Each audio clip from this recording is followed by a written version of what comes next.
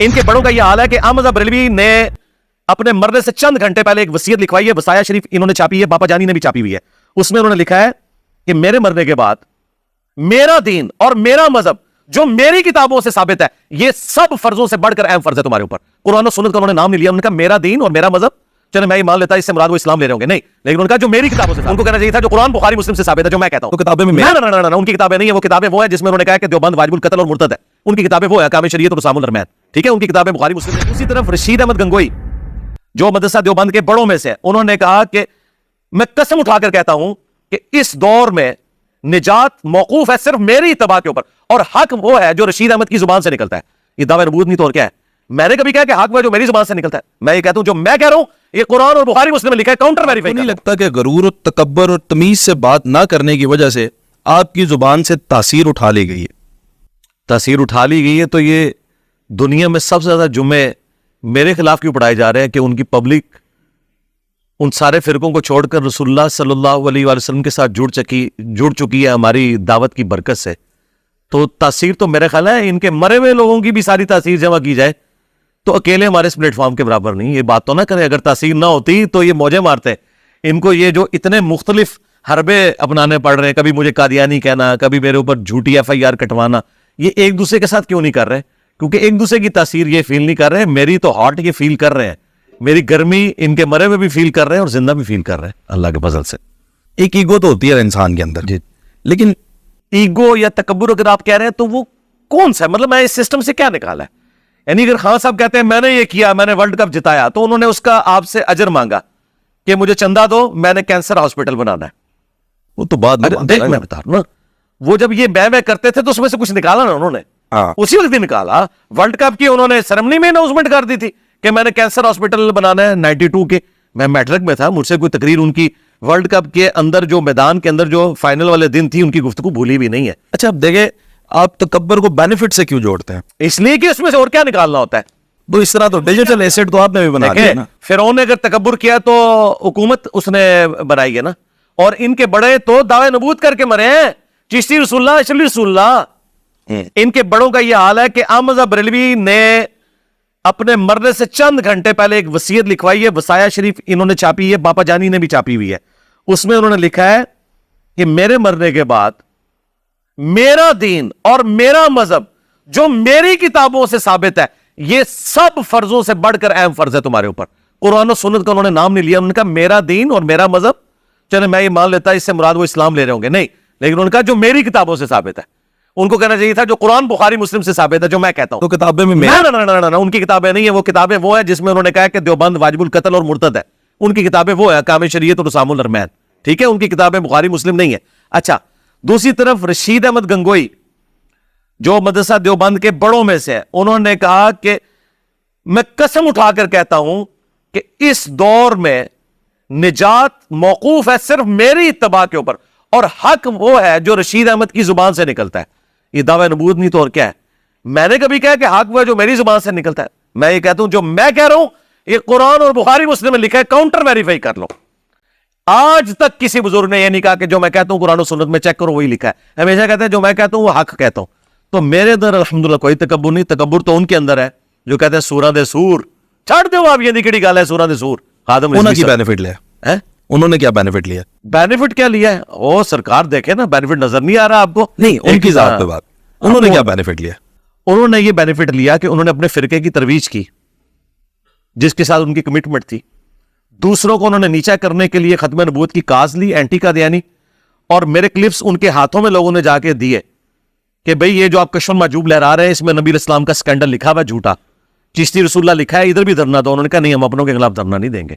और अगर आप कहते हैं ऐसा नहीं है तो अभी जो बैठे हैं उन्हें कहो कि चिश्ती रसूलुल्लाह के खिलाफ धरना दो, कभी भी नहीं देंगे। ये इसके बेनिफिशियरी है।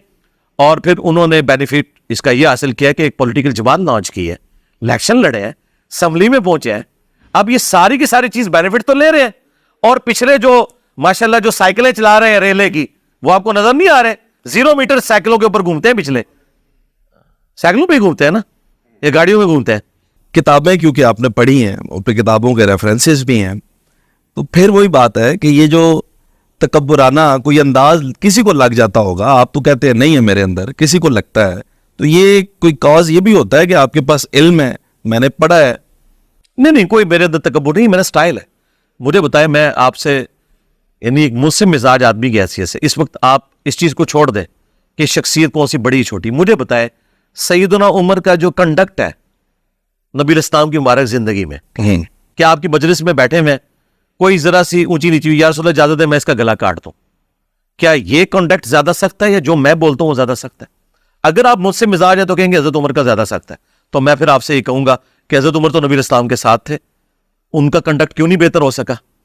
तो मैं तो 1400 साल बाद आया हूं। तो ये मेरी एक नेचर है और ये मेरा एक पैशन का स्टाइल है। मैंने आज तक किसी को नहीं कहा इजाजत है मैं गला काट दूं।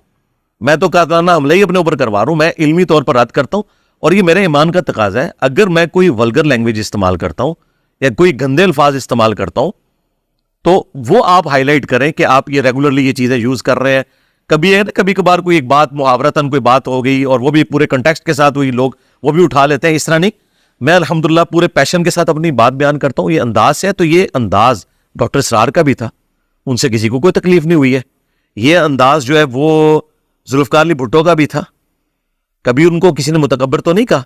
उनके अपने मानने वाले तो उनका दिफा ही करते हैं ना, वो कहते हैं स्टाइल है बोलने का।